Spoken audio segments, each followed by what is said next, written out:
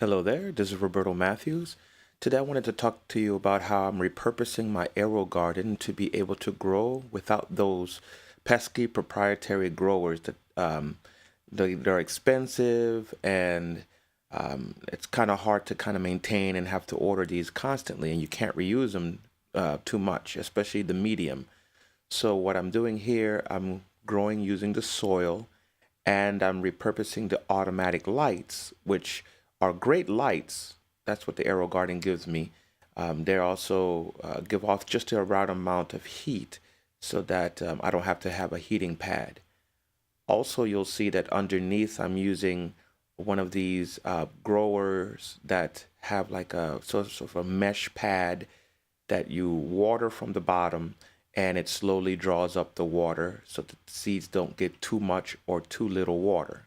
Another advantage I've found in doing it this way is being able to grow a lot more in the same amount of area. Right here I'm growing 4 sets of 4 different varieties of seedlings, but I could have grown double that amount very easily. Once the seedlings have sprouted their second set of true leaves, and I see the roots sticking out from the bottom, it's time for an upgrade. I fill up my Kratky system in a clear bottle because it's just easier to see the proper level. I'm filling using the master blend mixture. You can see below for more information on how I mix by the gallon.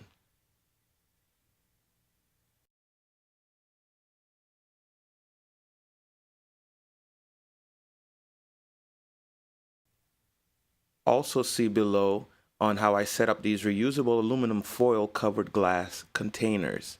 They come in handy very well because I can use them year after year and only have to wash them with water and soap.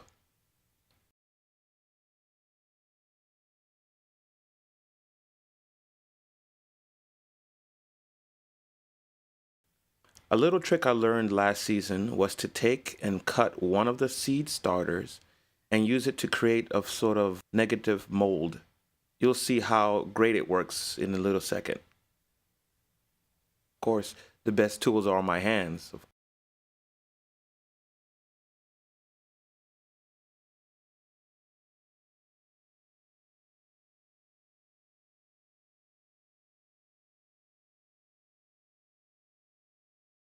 So as you can see, this is the perfect shape in order to extract the seedlings and put them in without disturbing the roots too much.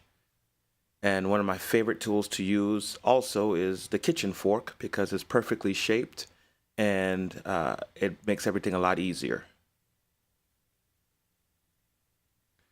By the way, the soil I'm using doesn't have to be too expensive or have to have any fertilizer or anything because the seeds themselves don't need fertilizer when they're first sprouting. And all the nutrients, once they're seedlings, come from the master blend.